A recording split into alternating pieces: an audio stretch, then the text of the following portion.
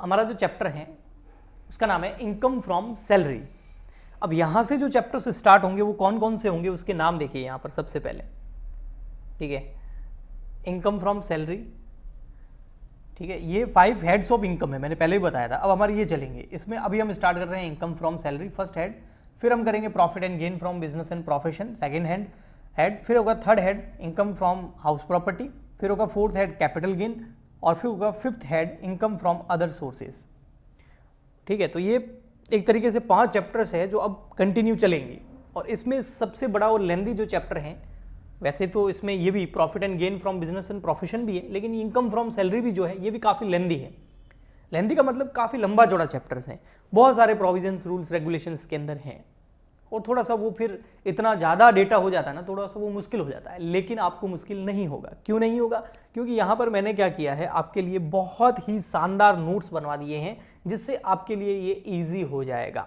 Okay, सो आइए start करते हैं इनकम फ्रॉम सैलरीज।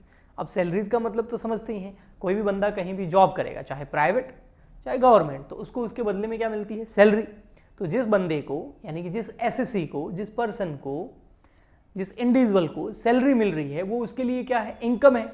और इनकम है तो उसके ऊपर क्या देना पड़ेगा? Income tax. कब देना पड़ेगा? जब वो टैक्सेबल होगा उस स्लैब रेट के अंदर। ठीक, ओके जी। अब आइए हम पढ़ते हैं कि इसकी क्या क्या प्रोविजंस है इसके अंदर, वो पढ़ते हैं। तो देखिए, सबसे फर्स्ट आता है इनकम टैक्स एक्ट, कौन सा हमारा? 1961।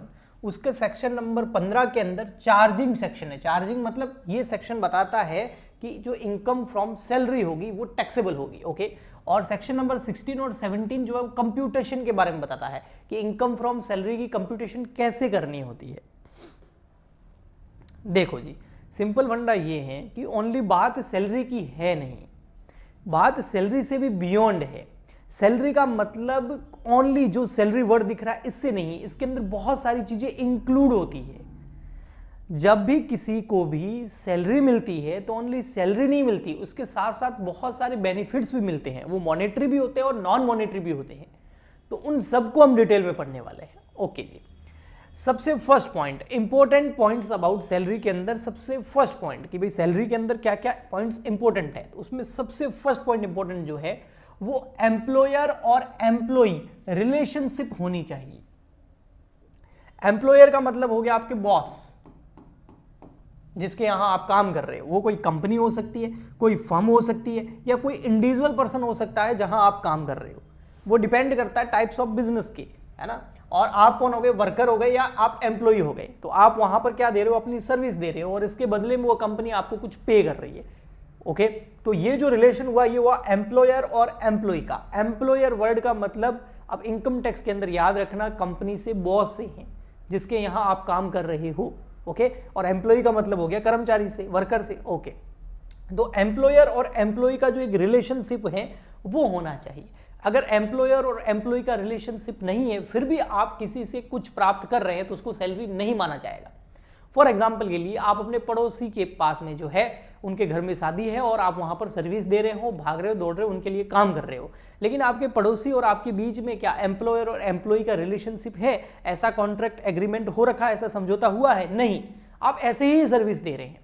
अब इससे खुश होकर आपका पड़ोसी आपको कुछ गिफ्ट कर देता है तो वो सैलरी नहीं मानी जाएगी, क्योंकि वहां पर एम्प्लॉयर और एम्प्लॉय रिलेशनशिप नहीं है।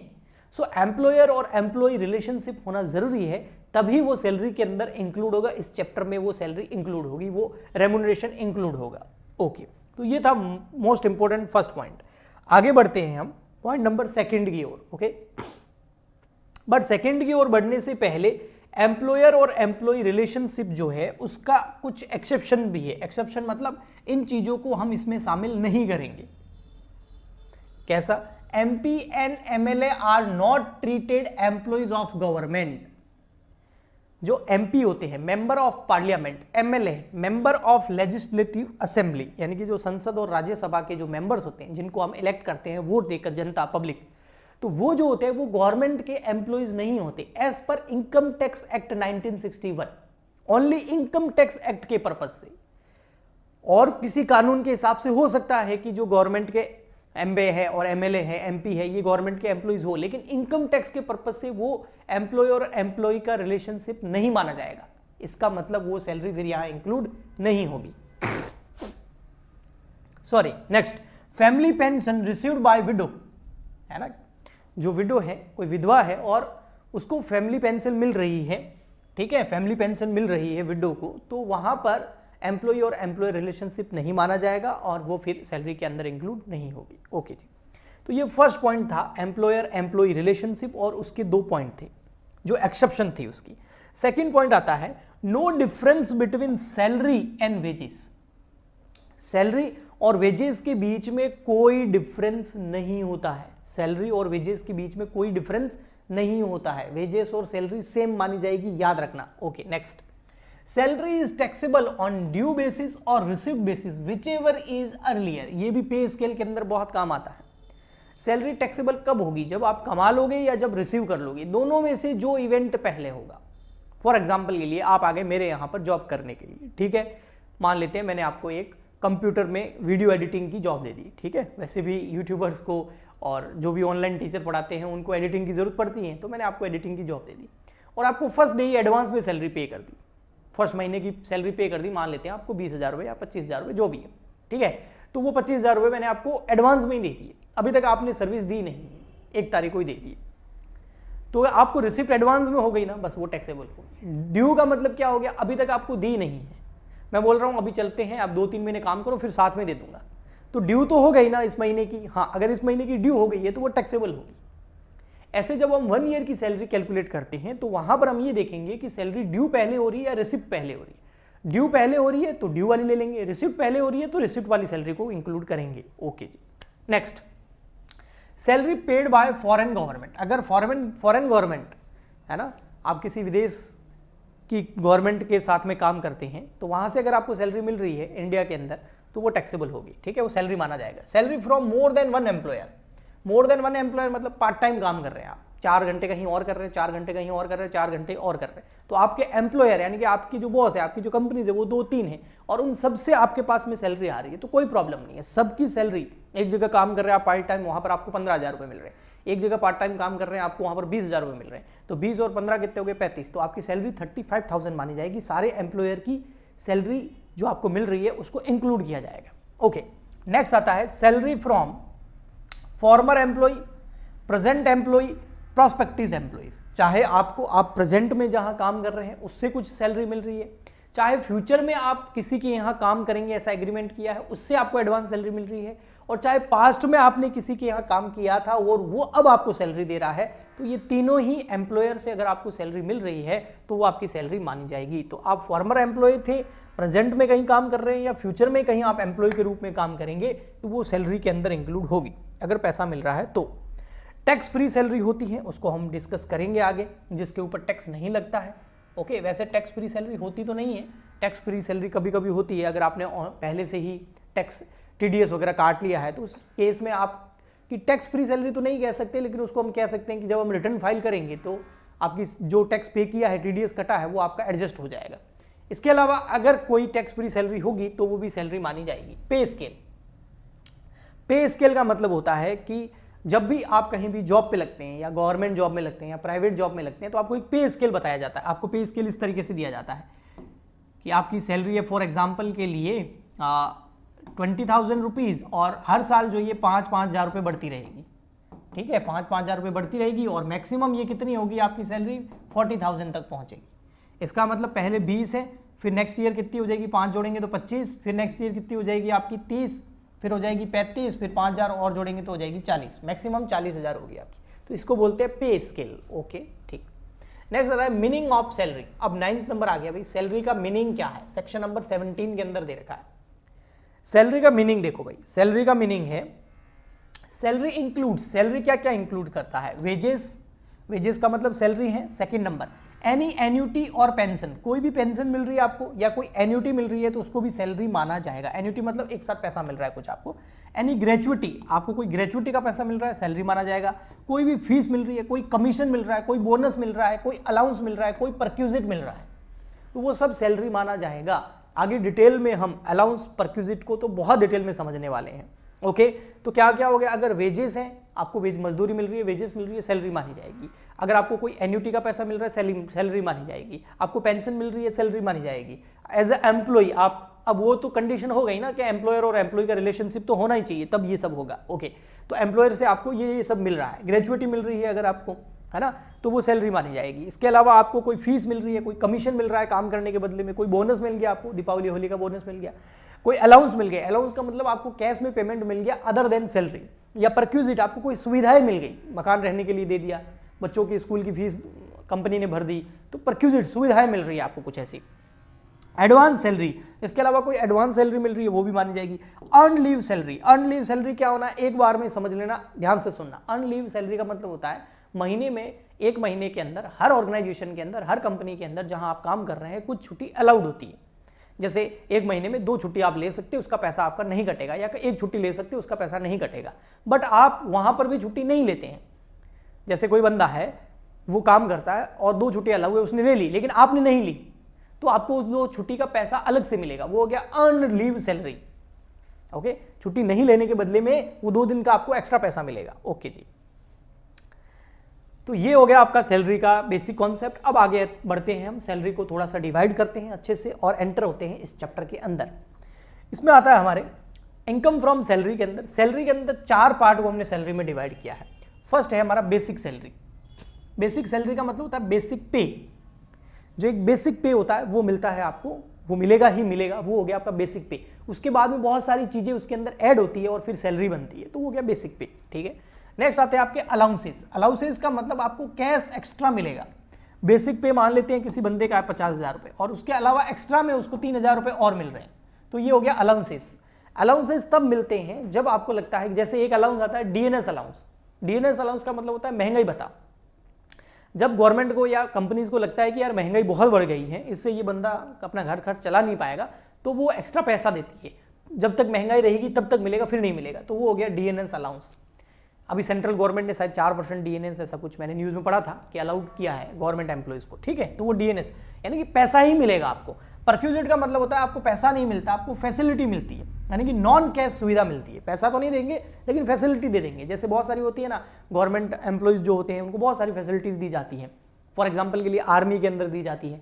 आर्मी के अंदर देखो बताओ, एक तो सैलरी होगी बेसिक से, इतना तो पैसा मिलेगा। एक अलाउंसेस, आप अगर बहुत हिल एरिया वगैरह में और मुश्किल कंडीशनों में अगर पोस्टेड हैं आप ऐसी जगह पर, तो आपको अलग से पैसा मिलता है, अलाउंस मिलता है। और इसके अलावा आपको बहुत सारी सुविधाएं मिलती है, जैसे आपका ट्रेन का जो रेंट है वो फ्री हो जाता है, बहुत सारी सुविधाएं आगे हम पढ़ेंगे। वो आपको सुविधाएं अगर मिलती है तो वो नॉन कैश है, वो परक्यूजिट है, लेकिन उसको भी सैलरी माना जाएगा।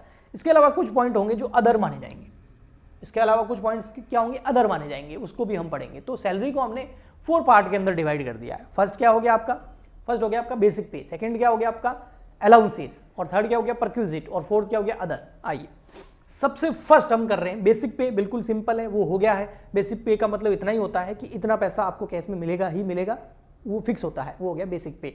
अब आते हैं हम अलाउंसेस पे। अलाउंसेस का मतलब क्या हो गया, मिलेगा तो पैसा ही, बेसिक पे के अलावा जो एक्स्ट्रा पैसा मिलेगा। ठीक है, तो अलाउंसेस का मतलब क्या हो गया, जब कंपनी जो है अपने एम्प्लॉइज को मॉनेटरी फॉर्म में कैश देती है other than basic salary. Basic salary के अलावा, यानी कि 50,000 रुपये अभी मैंने जो बेसिक सैलरी मानी थी, उसके अलावा कुछ पैसा पे कर देती है एम्प्लॉइज को, वो होते हैं अलाउंसेस। अब अलाउंसेस कौन कौन से होते हैं, कितने टाइप के होते हैं, अब जो एक्स्ट्रा पैसा मिलेगा ये क्या टैक्सेबल है या नहीं, आइए पढ़ते हैं। सो अलाउंसेस जो होते हैं बेटा, वो होते हैं 3 टाइप के। अभी देखना, कंफ्यूज मत होना, माइंड के अंदर स्ट्रक्चर बनाना, तो हमेशा लंबे टाइम तक ये नोट्स, ये चार्ट्स याद रहेंगे। हमने सबसे पहले पढ़ा कि सैलरी को 4 पार्ट में डिवाइड किया, बेसिक सैलरी, अलाउंसेस, परक्यूजिट और अदर्स। ठीक है, अब हम पढ़ रहे हैं अलाउंसेस। अलाउंसेस का मतलब हमने समझा, जो बेसिक सैलरी के अलावा जो कैश में पैसा मिलता है एक्स्ट्रा में, एम्प्लॉयर यानी कि कंपनी देती है एम्प्लॉइज को। ओके, अब अलाउंसेस जो होते हैं वो 3 टाइप के होते हैं। ओके, 3 टाइप के कौन कौन से होते हैं, fully taxable allowance, partly taxable allowance और पार्टली एग्जम्प्ट और फुली एग्जम्प्ट। इसका मतलब ये हो गया, फुली टैक्सेबल अलाउंस का मतलब वो अलाउंस का जो अमाउंट है वो फुली टैक्सेबल है, वो आपकी सैलरी में ऐड हो जाएगा और बाद में फिर स्लैब रेट के हिसाब से टैक्स लगेगा। पार्टली टैक्सेबल, पार्टली एग्जम्प्ट मतलब आधा टैक्सेबल होगा आधा टैक्सेबल नहीं होगा, और फुली एग्जम्प्ट मतलब टैक्सेबल नहीं है, एग्जम्प्ट है, उसके ऊपर टैक्स नहीं लगेगा। आइए 1 बाय 1 करते हैं। अलाउंसेस के अंदर सबसे फर्स्ट कर रहे हैं fully taxable allowance. Fully taxable allowance कौन से होते हैं, ये रहे आपके सामने, लिस्ट है आपके सामने यहाँ पर। एक एक के बारे में बताता हूं। सबसे फर्स्ट आता है डीएनएस अलाउंस। डीएनएस अलाउंस का मतलब जिसको डीए भी बोलते हैं, डीए या डीपी बोलते हैं। डीएनएस अलाउंस का मतलब होता है जब महंगाई बढ़ जाती है, डीएनएस अलाउंस तब दिया जाता है, जिसको हिंदी में महंगाई भत्ता बोलते हैं, कि जब महंगाई बढ़ जाती है तब गवर्नमेंट और अदर कंपनीज सैलरी के अलावा एक्स्ट्रा में एक अलाउंस दे देती है, जिसको डीएनएस अलाउंस बोलते हैं। जब तक महंगाई रहती है तब तक ये रहता है, जब महंगाई कम हो जाती है तो हो सकता है कंपनी कम भी कर दे इसको। ओके, नेक्स्ट आता है सिटी कंपनसेशन अलाउंस, जिसको सीसीए बोलते हैं। सीसीए, सिटी कंपनसेशन अलाउंस का मतलब ऐसा होता है कि आप किसी कंपनी में काम करते थे और आप जो काम करते थे वो 3 टियर या 2 टियर कंपनी में काम करते थे। छोटी कंपनी, छोटी सिटी में उस कंपनी का जो ऑफिस था वहां काम करते थे, है ना। एक छोटे से नगर में आप डिस्ट्रिक्ट में काम करते थे, वहां पर आपकी सैलरी जो थी वो थी मान लेते हैं 40,000 रुपए, ठीक है। ओके, अब आपका ट्रांसफर जो है वहां से कर दिया है किसी बड़ी सिटी में। अब ट्रांसफर वहां करा है तो अब आप घर से दूर चले गए और उसकी वजह से बड़ी सिटी में जहां आप रहेंगे वहां का किराया ज्यादा होगा, वहां के खर्चे ज्यादा होंगे, तो उस कंपनसेशन के लिए, उस क्षतिपूर्ति के लिए आपको कंपनी एक अलाउंस दे देती है जिसका नाम है सीसीए अलाउंस, ताकि आप उस सिटी में रह करके भी अपने जो एक्स्ट्रा खर्चे लगे हैं उसकी पूर्ति कर सके। ओके, नेक्स्ट आता है फिक्स मेडिकल अलाउंस। ये मेडिकल अलाउंस भी एकदम, ये सारे के सारे टैक्सेबल है ना, डीए भी टैक्सेबल है, सीसीए भी टैक्सेबल है, और फिक्स मेडिकल अलाउंस यानी कि आपकी मेडिकल, खुद की एम्प्लॉय की मेडिकल जो इमरजेंसी है उसके लिए कोई एक्स्ट्रा पैसा दिया जा रहा है ताकि आप अपनी मेडिकल का खर्चा चला सके, तो ये भी टैक्सेबल अलाउंस है। नेक्स्ट आता है टिफिन अलाउंस। आपको टिफिन कंपनी की ओर से प्रोवाइड नहीं किया जा रहा है क्योंकि अलाउंस है, कंपनी टिफिन लाके नहीं देगी।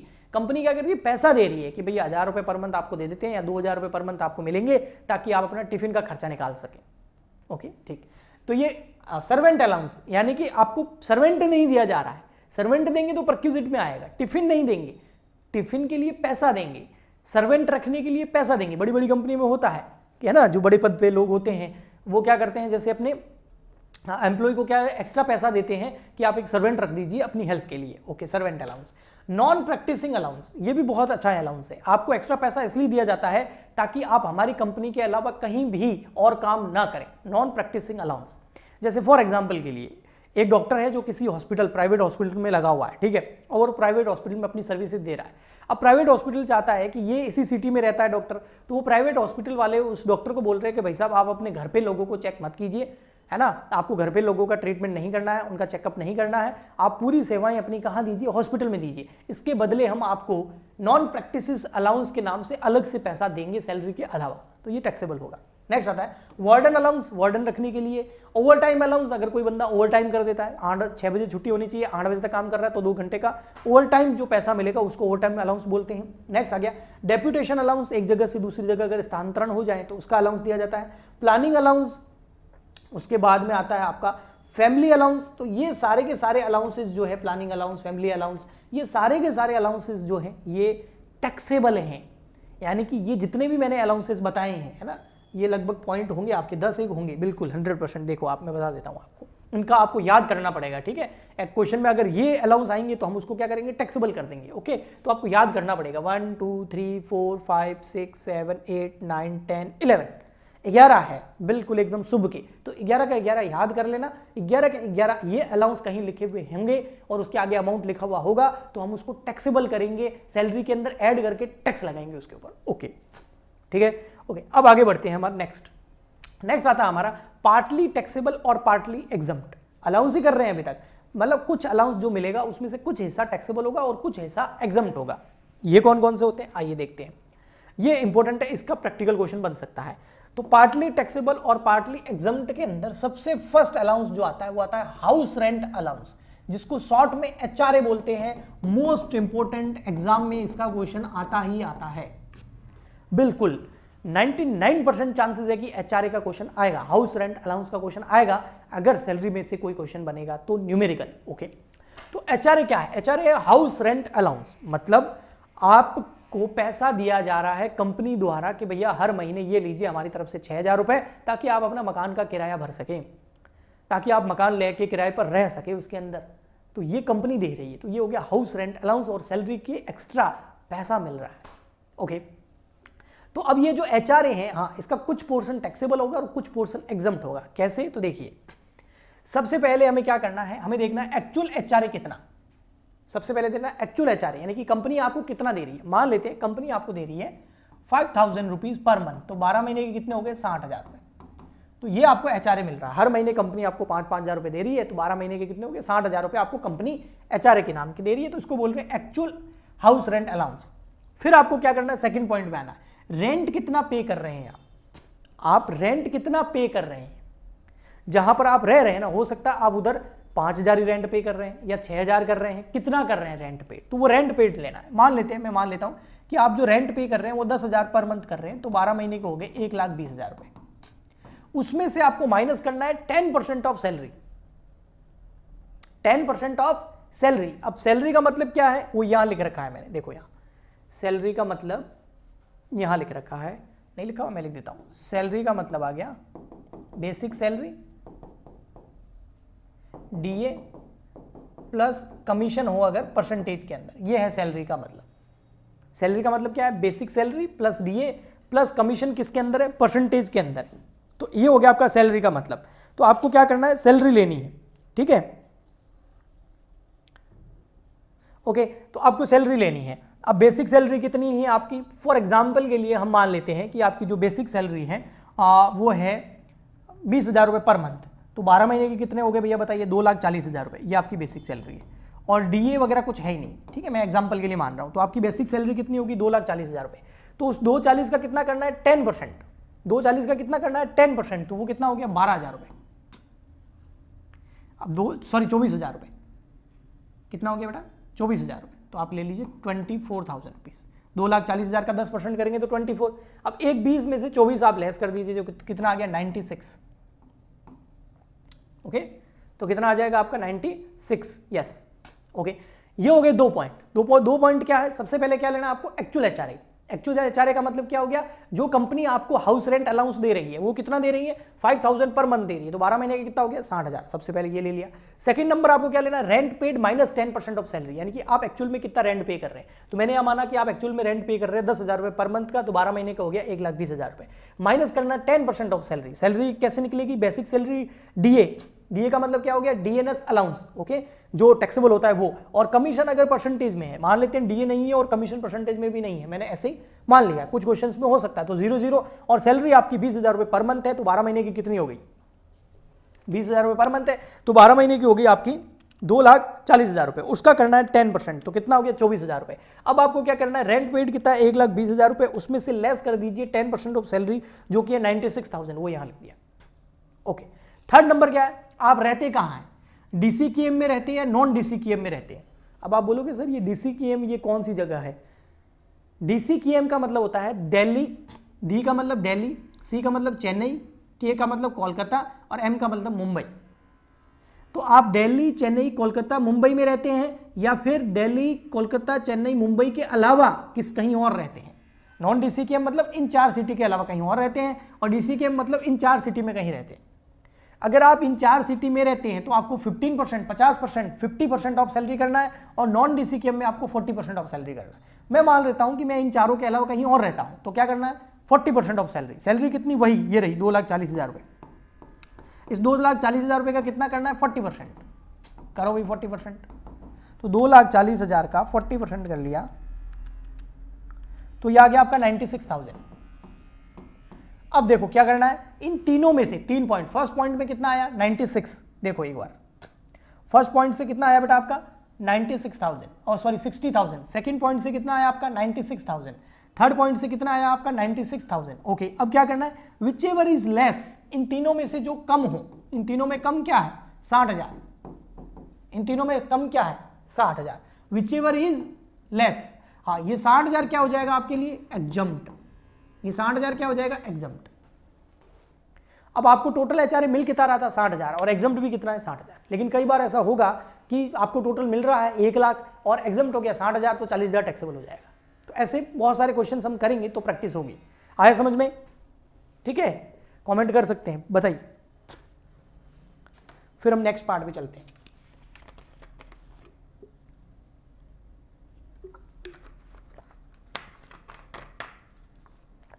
ओके, ठीक।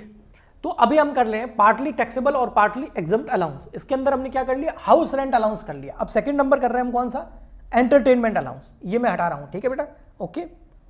Entertainment allowance. एंटरटेनमेंट अलाउंस में क्या है? एंटरटेनमेंट कौन दे रहा है? नॉन गवर्नमेंट एम्प्लॉय दे रहा है या फिर गवर्नमेंट एम्प्लॉय दे रहा है? मतलब समझे नहीं, मतलब किसको मिल रहा है? नॉन गवर्नमेंट एम्प्लॉय को मिल रहा है या गवर्नमेंट एम्प्लॉय को मिल रहा है? दे कौन रहा है? अब गवर्नमेंट एम्प्लॉय को एंटरटेनमेंट अलाउंस कौन देगी? गवर्नमेंट। नॉन गवर्नमेंट एम्प्लॉय को कौन देगा? नॉन गवर्नमेंट, जो भी प्राइवेट कंपनी होगी या वो देगी। तो अगर नॉन गवर्नमेंट एम्प्लॉय है, आप सरकारी कर्मचारी नहीं है, सरकारी नौकर नहीं है, आप सरकारी नौकरी नहीं है आपकी, तो फिर आपका फुली टैक्सेबल होगा। अगर आपको कोई भी कंपनी, प्राइवेट कंपनी या जहां काम कर रही है, वो आपको एंटरटेनमेंट अलाउंस दे रही है कि जाइए बेटा मजे करके आइए, ये लीजिए पैसे, तो वो क्या हो जाएगा? Fully taxable. ठीक है। लेकिन अगर आप गवर्नमेंट एम्प्लॉय हैं और आपको गवर्नमेंट एंटरटेनमेंट अलाउंसमेंट दे रही है, ठीक है, गवर्नमेंट आपको क्या दे रही है? एंटरटेनमेंट अलाउंस दे रही है। ठीक है, ओके। तो गवर्नमेंट अगर आपको एंटरटेनमेंट अलाउंस दे रही है, क्योंकि आप गवर्नमेंट एम्प्लॉय है, तो आपको ये करना पड़ेगा क्या? सबसे फर्स्ट पॉइंट, सेकंड पॉइंट और 3 पॉइंट है। सबसे पहले लेना आपको 5000 रुपीज। सेकंड पॉइंट है 20% ऑफ बेसिक सैलरी। आपकी बेसिक सैलरी कितनी है? फॉर एग्जांपल के लिए आपकी बेसिक सैलरी है पूरे साल की 1,20,000 रुपए। अब उसका 20% कर दो, उसका 20% करोगे तो कितना आ जाएगा? 1,20,000 का 20% आ जाएगा 24,000 रुपये। तो एक लेना आपको 5,000, एक हो गया 24,000। और third number amount of entertainment, यानी कि कंपनी गवर्नमेंट आपको कितना अमाउंट दे रही है एंटरटेनमेंट का। तो मान लेते हैं गवर्नमेंट जो है आपको एंटरटेनमेंट का जो पैसा दे रही है वो दे रही है, मान लेते हैं 8,000 रुपये टोटल। अब इन तीनों में से कम कौन सा है? इन तीनों में से कम कौन सा है? इन तीनों में से कम कौन सा है? 5,000, 24,000 या 8,000? इसमें कम है 5,000, तो 5,000 क्या हो जाएगा? एग्जम्प्ट। आपको मिल कितना रहा है एंटरटेनमेंट अलाउंस? गवर्नमेंट आपको कितना दे रही है? 8,000, उसमें से 5,000 क्या है? एग्जम्प्ट। तो टैक्सेबल कितना हो गया? 3,000। इस तरीके से। लेकिन ये केवल और केवल गवर्नमेंट एम्प्लॉय के केस में करना है। अगर नॉन गवर्नमेंट एम्प्लॉय है और यहां पर अगर 8,000 मिल जाते तो पूरे के पूरे क्या हो जाते? टैक्सेबल हो जाते। ओके जी, नेक्स्ट पार्ट की ओर बढ़ते हैं, और वो है फिर आपका चिल्ड्रन एजुकेशन अलाउंस। अब ये चिल्ड्रन एजुकेशन अलाउंस क्या है? चिल्ड्रन एजुकेशन का अलाउंस का मतलब होता है कि भाई आप एम्प्लॉय है, कहीं काम कर रहे हैं, तो आपके बच्चे भी होंगे और वो स्कूल भी जाते होंगे। तो कंपनीज कई बार, जहां आपका जो एम्प्लॉयर है, एम्प्लॉयर कहना बेटर रहेगा, उसमें सारा आ गया गवर्नमेंट नॉन गवर्नमेंट, तो वो एम्प्लॉयर जो है वो आपको इसलिए एक्स्ट्रा पैसा दे रहे हैं ताकि आप अपने बच्चों को पढ़ा सको। तो यहां पर जो भी पैसा मिल रहा है वो 100 रुपीज पर मंथ पर child up to 2 child exempt होगा। मतलब जितना भी पैसा दे रहे हैं वो पूरा टैक्सेबल नहीं है। टैक्सेबल कितना है और एग्जम्प्ट कितना है? तो एग्जम्प्ट ध्यान रखो कितना है। एग्जम्प्ट है 100 रुपीज पर चाइल्ड पर मंथ अप टू 2 चाइल्ड। 2 बच्चों के लिए एग्जम्प्ट हो सकता है। अब आपने टीम खड़ी कर दी है तो सबके लिए एग्जम्प्ट नहीं होगा, टैक्सेबल हो जाएगा। कंपनी देने में कोई प्रॉब्लम नहीं है, एम्प्लॉयर आपको कितना भी दे रहा है वो प्रॉब्लम नहीं है, उसमें से कितना टैक्सेबल है कितना एग्जम्प्ट है ये बात ध्यान रखनी है। तो एग्जम्प्ट कितना होगा? सबसे पहले तो 2 बच्चों के लिए एग्जम्प्ट हो सकता है कम से कम, मतलब इससे ज्यादा नहीं एग्जम्प्ट हो सकता। ओके, और कितने रुपए? 100 रुपीज पर मंथ पर चाइल्ड। तो कितना हो गया? मान लेते हैं किसी के 2 बच्चे हैं, तो कितना एग्जम्प्ट हो जाएगा? 100 रुपए। ठीक है, कितने महीने के? 1 महीने के। तो 12 महीने के कितने हो जाएंगे? 1200 रुपए। कितने बच्चों तक? 2 बच्चों तक। तो कितना एग्जम्प्ट होगा? 2400 रुपए एग्जम्प्ट होंगे। इससे ज्यादा एग्जम्पशन नहीं मिलेगी। और किसी के 1 बच्चा ही है तो 1200 रुपए एग्जम्प्ट हो जाएंगे साल के। बाकी इससे ज्यादा मिला है तो टैक्सेबल होगा, और क्या। ओके जी, नेक्स्ट हॉस्टल एक्सपेंडिचर अलाउंस। आप अगर हॉस्टल में रहते हैं तो हॉस्टल के खर्चों को पूरा करने के लिए आपको अगर आपका एम्प्लॉयर पैसे दे रहा है तो 300 रुपए पर मंथ पर चाइल्ड 2 बच्चों तक एग्जम्प्ट है। अब ये जो हॉस्टल एक्सपेंडिचर अलाउंस है ये भी किसका है? चिल्ड्रन के लिए। मतलब आपके बच्चे जो हैं वो कहां पढ़ते हैं? हॉस्टल में पढ़ते हैं। तो यहां क्या हो जाएगा? 100 की जगह 300 रुपए पर चाइल्ड पर month up to 2 child. Okay, तो 300 इंटू 12 कर दो, कितने हो गए? 3,600 रुपए। इंटू कर दो 2, तो 3,600 आपका हो गया 7,200 रुपए। Okay, maximum. नेक्स्ट है ट्रांसपोर्ट अलाउंस। ट्रांसपोर्ट अलाउंस कब? जब आप ऐसी कंपनी में काम करते हैं जो कि आपकी ट्रांसपोर्ट कंपनी है। आप ऐसी कंपनी में काम करते हैं यानी कि आपका जो एम्प्लॉयर है वो ट्रांसपोर्ट का काम करता है, और जिस वजह से आपको एक जगह से दूसरी जगह जाने के लिए ट्रांसपोर्ट अलाउंस मिलता है। तो वो ट्रांसपोर्ट अलाउंस जो है वो कितना एग्जम्प्ट है? दोनों में से जो कम होगा, दोनों में से जो क्या होगा? कम होगा। कम का मतलब लेस। या तो 17% ऑफ ट्रांसपोर्ट अलाउंस कर दो और maximum 10,000, which ever is less, वो क्या हो जाएगा? आपका एग्जम्प्ट हो जाएगा। ओके, ठीक, यानी कि 10,000 से ज्यादा एग्जम्पशन नहीं मिलेगी। ये है। नेक्स्ट आगे बढ़ते हैं। नेक्स्ट आता है बेटा आपका फिर ट्रांसपोर्ट अलाउंस, अगर आप ट्रांसपोर्ट कंपनी में काम नहीं करते हैं, किसी दूसरी कंपनी में काम करते हैं, तो अगर आप ब्लाइंड और हैंडीकैप्ड हैं, ब्लाइंड है या हैंडीकैप्ड है, इसलिए आपको ट्रांसपोर्ट का अलाउंस मिल रहा है ताकि आप आराम से घर तक पहुंच सके। और आप जो एसएससी है, जो पर्सन है, वो क्या है, ब्लाइंड और हैंडीकैप्ड है, तो कितने तक एग्जम्प्ट होगा, 32,000 रुपये पर मंथ, सॉरी 3,200 रुपये पर मंथ, 3,200 रुपीज पर मंथ एग्जम्प्ट होगा। और अगर आप जो एम्प्लॉई है, आप क्यों, कोई भी एम्प्लॉई है वो अगर ब्लाइंड या हैंडीकैप नहीं है, कोई उसके अलावा कोई एम्प्लॉई है, तो फुली टैक्सेबल हो जाएगा, क्योंकि ट्रांसपोर्ट कंपनी तो है नहीं। ओके,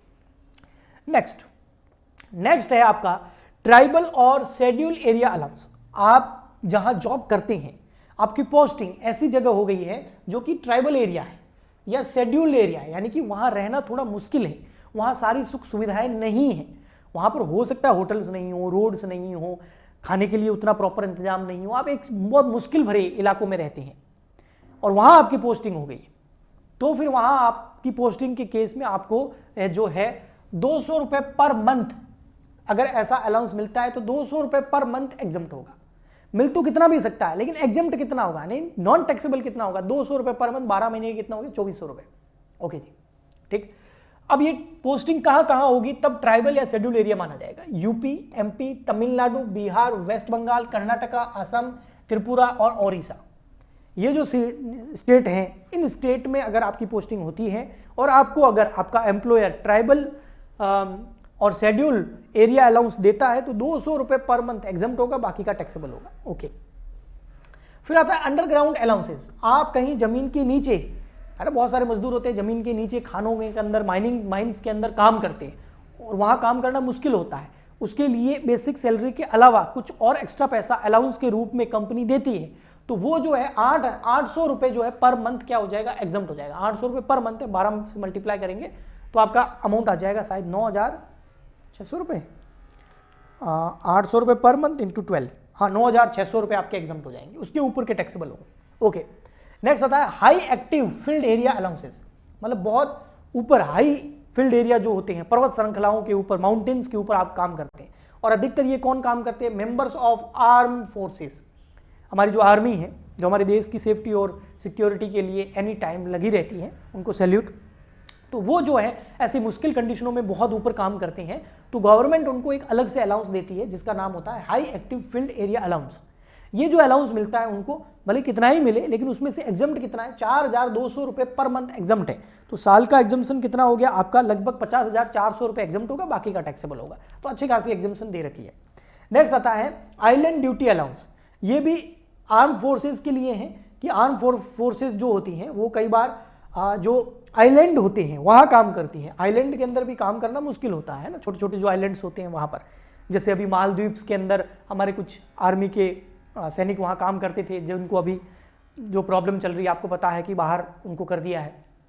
तो ऐसे ही किसी छोटे छोटे एरिया के अंदर जो है, द्वीप्स के अंदर, आइलैंड्स के अंदर अगर आर्म फोर्सेस काम कर रही है, तो वहाँ पर उनको काम करने के बदले में जो भी अलाउंस दिया जाएगा उसको बोला जाएगा island duty allowance.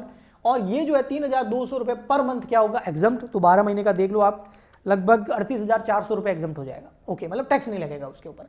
Counter insurgency allowance, इसका मतलब इंसर्जेंसी अलाउंस का मतलब हो गया कई बार क्या होता है, काउंटर इमरजेंसी आ जाती है, इंसर्जेंसी आ जाती है और आपको काम करना पड़ता है बहुत ही मुश्किल कंडीशन में। तो उस केस में जितना भी आपको एक्स्ट्रा अलाउंस मिलता है काउंटर इंसर्जेंसी अलाउंस, उसमें 3,900 रुपये पर मंथ आपके क्या हो जाएंगे, एग्जम्प्ट हो जाएंगे।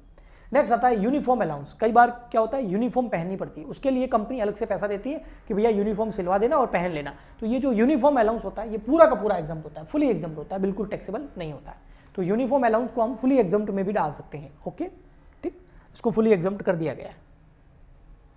तो ये जो हो गए, ये क्या हो गए, देखो बेटा हम अलाउंसेस कर रहे हैं। क्या कर रहे हैं बच्चा, अलाउंसेस। ये देखो एक कमेंट आया था कि सर आप है ना, मैंने यूट्यूब पे एक वीडियो डाला था, उसका कमेंट आया था कि सर आप है ना बेटा बेटा मत बोला करो, बच्चा बच्चा मत बोला करो।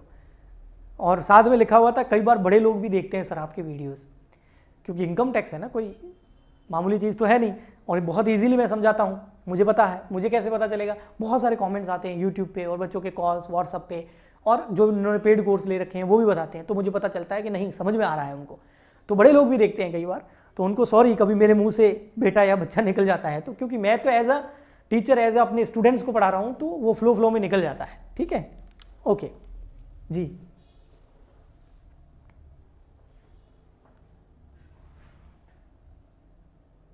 सही है। चलो देखो, तो हम कर रहे हैं अलाउंसेस। तो अलाउंसेस के अंदर फुली टैक्सेबल अलाउंस ये हमने पढ़ लिए कौन कौन से हैं, 11 थे। फिर पार्टली टैक्सेबल और पार्टली एग्जम्प्ट, इसके अंदर मोस्ट इंपॉर्टेंट है एचआरए और एंटरटेनमेंट अलाउंस। इसके अलावा education allowance, hostel allowance, arm forces के लिए कुछ अलाउंसेस थे, ट्राइबल एरिया में काम करने के अलाउंसेस थे। तो वो सब आप याद कर लेना, उनका अमाउंट याद कर लेना, कितना एग्जम्प्ट होगा और कितना टैक्सेबल होगा। फिर आता है हमारा फुली एग्जम्प्ट अलाउंस, मतलब फुल्ली एग्जम्प्ट। अब फुली एग्जम्प्ट अलाउंस कौन कौन से हैं, तो ये रहे, देखो फुली एग्जम्प्ट अलाउंस आपको बताता हूं मैं, यहां पर ये रहे फुली एग्जम्प्ट अलाउंस। देखो ये है फुली एग्जम्प्ट अलाउंस के अंदर क्या क्या आता है। फुली एग्जम्प्ट अलाउंस के अंदर आता है आपका allowance to member of UNO, है ना, यूनाइटेड नेशन ऑर्गेनाइजेशन, यूएनओ में जो काम करता है उस एम्प्लॉय को अगर कोई भी अलाउंस मिलता है यूएनओ की तरफ से तो वो क्या होगा, एग्जम्प्ट।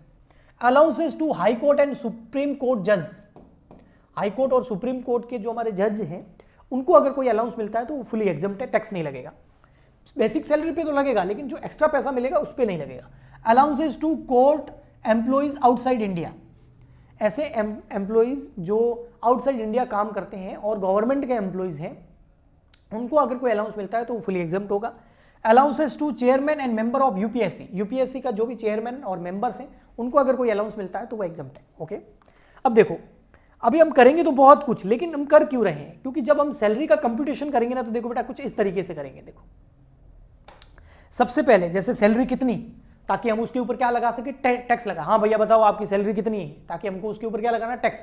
तो वो सैलरी की कैलकुलेशन कैसे करेंगे, तो वो ऐसे करेंगे। देखो सबसे पहले लेंगे हम बेसिक पे यानी कि बेसिक सैलरी, फिर लेंगे हम बोनस कमीशन वो ऐड करेंगे, फिर लेंगे हम अलाउंसेस। अब अलाउंसेस कौन से लेंगे, ये तो फुली टैक्सेबल वाले ले लेंगे और एक पार्टली टैक्सेबल और पार्टली एग्जम्प्ट में पार्टली टैक्सेबल वाले ले लेंगे और फुली एग्जम्प्ट वाले लेंगे नहीं हम। ओके ठीक, उसके बाद में हम लेंगे परक्यूजिट्स यानी कि सुविधाएं, फिर हम लेंगे एम्प्लॉयर कंट्रीब्यूशन टू आरपीएफ, फिर लेंगे इंटरेस्ट ऑफ आरपीएफ, फिर लेंगे पेंशन, फिर लेंगे एडवांस सैलरी, फिर लेंगे एरियर ऑफ सैलरी, फिर लेंगे profit in lieu of salary, फिर लेंगे टैक्सेबल ग्रेजुएटी, फिर आएगी आपकी ग्रॉस सैलरी, उसमें मिलेगा डिडक्शन अंडर सेक्शन 16(1), फिर आएगी आपकी टैक्सेबल सैलरी। तो अभी तक हमने क्या क्या पढ़ा, बेसिक सैलरी पढ़ लिया, बोनस कमीशन फीस तो बिल्कुल सिंपल होती है तो समझ लो पढ़ लिया, और अलाउंसेस पढ़ लिया, बाकी सब अभी पढ़ना बाकी है। आया समझ में, बताइए। तो अब आगे बढ़ते हैं और हम करते हैं परक्यूजिट को। ठीक है, तो चलिए ये मैं थोड़ा सा साफ कर देता हूं, चलिए आगे परक्यूजिट स्टार्ट करते हैं। ठीक है, परक्यूजिट क्या होता है, जब भी कोई कंपनी अपने एम्प्लॉइज को कोई सुविधाएं देती है, क्योंकि वो सर्विस दे रहा है तो उसको कुछ सुविधाएं दे रही है, बेसिक सैलरी और अलाउंसेस के अलावा, बेसिक सैलरी और अलाउंसेस पैसा दिया जाता है, पैसा नहीं देंगे, सुविधा देंगे, फैसिलिटी देंगे। देखो नॉन मॉनेटरी फैसिलिटीज, पैसा नहीं देंगे, फैसिलिटी देंगे। रहने के लिए मकान दे दिया, फैसिलिटी दे दी। ओके, चलाने के लिए कार दे दी, फैसिलिटी दे दी। यस, जैसे कि हाउस, कार, कंप्यूटर, सर्वेंट, है ना। पहले अलाउंसेस में क्या होता था, सर्वेंट के रखने के लिए पैसे देते थे, ये लो पैसे सर्वेंट रख लेना। परक्यूजिट में पैसे नहीं देंगे, सर्वेंट दे देंगे। ये है सर्वेंट है आपके लिए, आपके घरेलू काम करेगा, इसको ले जाइए, डोमेस्टिक सर्वेंट जिसको बोलते हैं। ओके, अब आइए पढ़ते हैं हम टाइप्स ऑफ परक्यूजिट। परक्यूजिट जो होते हैं मोटा मोटी दो तरीके के होते हैं। ठीक है, एक होते हैं टैक्सेबल फॉर ऑल एम्प्लॉइज और एक होते हैं टैक्सेबल फॉर स्पेसिफिक एम्प्लॉइज। तो सबसे पहले हम ये बता देते हैं भी स्पेसिफिक एम्प्लॉइज कौन होते हैं, उसकी क्या डेफिनेशन है। स्पेसिफिक एम्प्लॉय या स्पेशल एम्प्लॉय किसको बोलेंगे, तो who is a special employee. Special employee वो होता है जो इन तीनों में से कोई एक कंडीशन पूरी कर लेगा। यहां तीन कंडीशन दे रखी है, इन तीनों में से कोई एक कंडीशन पूरी कर लेगा तो उसको हम बोलेंगे स्पेसिफिक एम्प्लॉय या स्पेशल एम्प्लॉय। ओके, उसको हम क्या बोलेंगे, स्पेसिफिक एम्प्लॉय या फिर स्पेशल एम्प्लॉय। बड़ा कर रहा हूं ताकि आपको दिख जाए, ठीक है ना। ठीक है, ओके। अब देखिए, अब तीनों कंडीशन क्या है, a director of a company, किसी कंपनी का क्या हो, डायरेक्टर। ओके, डायरेक्टर भी एक एम्प्लॉय होता है, तो किसी कंपनी का क्या है, डायरेक्टर है। या फिर substantial interest in a company, मतलब जिस कंपनी में आप काम कर रहे हो एज अ एम्प्लॉय, उस कंपनी में आपका सब्सटेंशियल इंटरेस्ट है। अब सर सब्सटेंशियल इंटरेस्ट क्या होता है, सब्सटेंशियल इंटरेस्ट का मतलब ये होता है कि आप उस कंपनी के आपने शेयर्स खरीद रखे, इक्विटी शेयर्स खरीद रखे, कितने, 20%, और जितने इक्विटी शेयर खरीद रखे हैं उतने ही परसेंटेज में आप वोटिंग भी कर सकते हैं। तो आपके पास 20% वोटिंग राइट है, यानी कि आप उस कंपनी के डिसीजंस को प्रभावित कर सकते हैं। तो इसका मतलब आप उस कंपनी के उस कंपनी में सब्सटेंशियल इंटरेस्ट रखते हैं। आप एम्प्लॉय उस कंपनी में एज ए एम्प्लॉय है, लेकिन शेयर तो एम्प्लॉय खरीद ही सकता है। और आप उनको अपनी कंपनी पे भरोसा था, वहाँ काम भी करते गए और उस कंपनी के शेयर खरीदते गए, अब 20% से ज़्यादा वोटिंग राइट आ गया आपके पास में, कोई भी डिसीजन होगा आपका 20% वोट जाएगा, 20% वोट बहुत बड़ी बात होती है। तो इसका मतलब आपका उस कंपनी में सब्सटेंशियल इंटरेस्ट है। तो इस केस के अंदर आप स्पेशल एम्प्लॉय हो, आप नॉर्मल एम्प्लॉय नहीं हो, या आप कंपनी के डायरेक्टर हो तो आप स्पेशल एम्प्लॉय हो। और थर्ड वाले ने तो पूरा काम पका कर दिया, सबको स्पेशल बना दिया। उसने स्पेशल की डेफिनेशन की मतलब एक कर दी है, क्या एक कर दी आप समझते हैं, वो क्या है, सैलरी मोर देन 50,000। जिस बंदे की सैलरी 50,000 रुपये से ज़्यादा है, पूरे साल की सैलरी बता रहा है, वो स्पेशल एम्प्लॉय है। तो भैया सबकी सैलरी 50,000 रुपये से ज़्यादा ही होती है। समझ में आया? साल भर की तो सैलरी किसी कंपनी में काम कर रहे हैं तो 50,000 रुपये से ज़्यादा ही होगी ना। तो सारे के सारे स्पेशल एम्प्लॉय हो गए। चलो फिर भी ठीक है, आप डेफिनेशन याद रखना, मंथली होता तो ठीक रहता। हाँ, तो टैक्सेबल फॉर ऑल एम्प्लॉइज और taxable for specific employees. Taxable for all employees में क्या क्या आता है, रेंट फ्री अकोमोडेशन।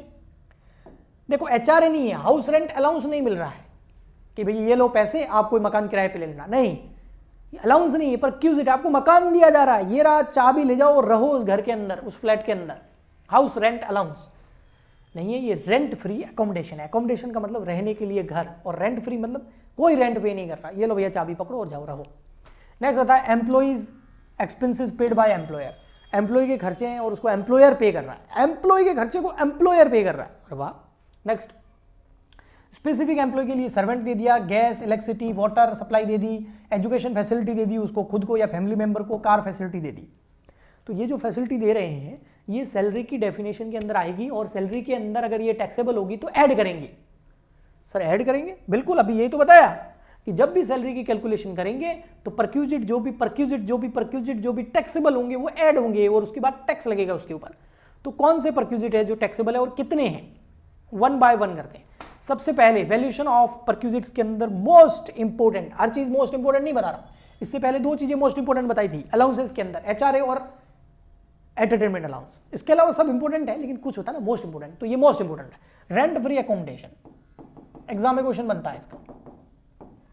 ओके, क्या है, तो यहां पर देखिए आप एम्प्लॉय कैसे, अब इसको ध्यान से समझना इस टेबल को, तो आपको पूरा क्लियर हो जाएगा, अच्छे से समझ में आएगा।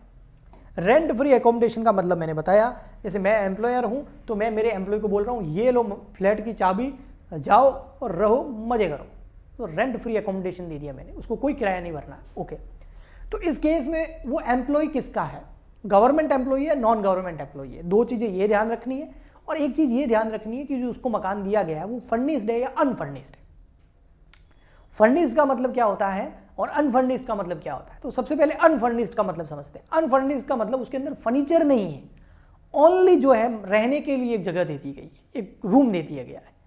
ओके, वो फर्निश्ड नहीं है, उसके अंदर फर्नीचर किया हुआ नहीं है। फर्नीचर का मतलब तो आप भी समझते हो, सोने के लिए सोफा है ना, सामान रखने के लिए अलमारीज है ना, देखने के लिए टीवी, लाइटिंग, एकदम वेल फर्निश्ड। तो अनफर्निश्ड या फर्निश्ड का मतलब समझ में आ गया।